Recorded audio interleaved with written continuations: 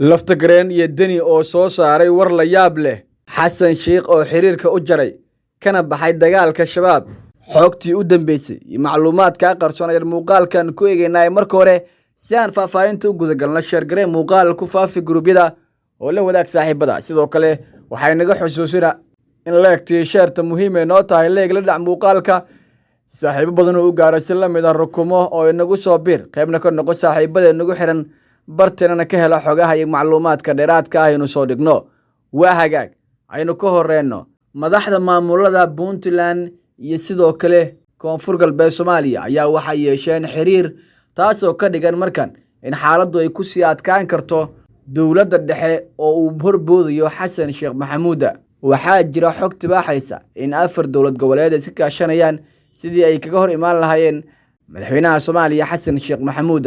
4 dowlad goboleed ayaa waxay sameysanayaan iskaashi ka dhan ah filla Soomaaliya waana maamulada Puntland, Galmudug, Koonfur Galbeed iyo sidoo kale Jubbaland.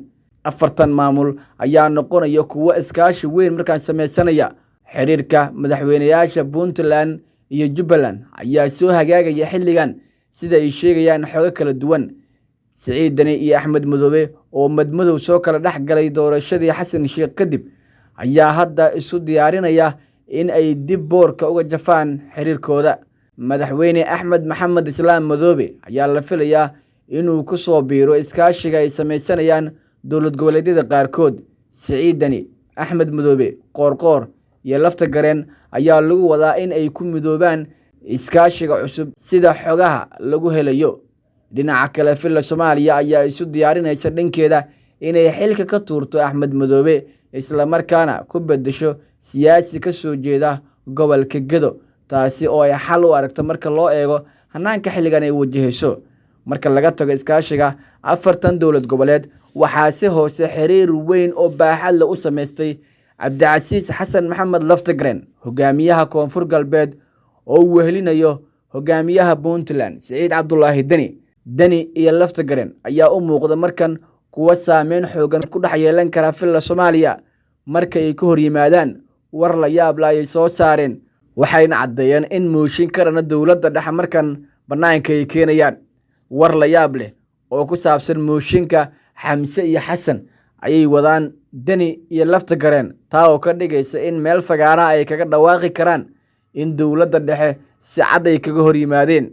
Xasan Sheikh Maxamuud xiriirka ayuu u jaray Koonfur Galbeed si la mid ah waxa uu ka gaabsaday Puntland, haba sheegin Galmudug, Hirshabeelle iyo deegaanada kale qaarkood oo uu ku tuhmayay inay weli ku dambeeyaan xubnihii nabad iyo nolol.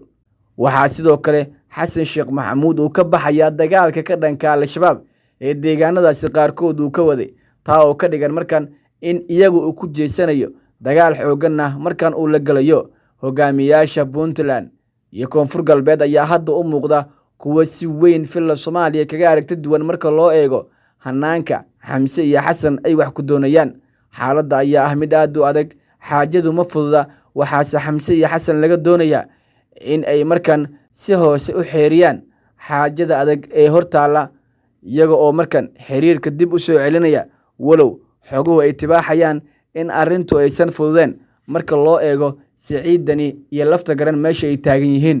hogaamiyaasha maamulada kale ayaa iyana waxa ay doonayaan inay xiriir qoto dheer la yeeshaan kuwa ka gadoosan filla Soomaaliya iyaga oo durba bilaabay inay ka soo horjeestaan hanaanka Xamse iyo Xasan ay wax ku hagayaan.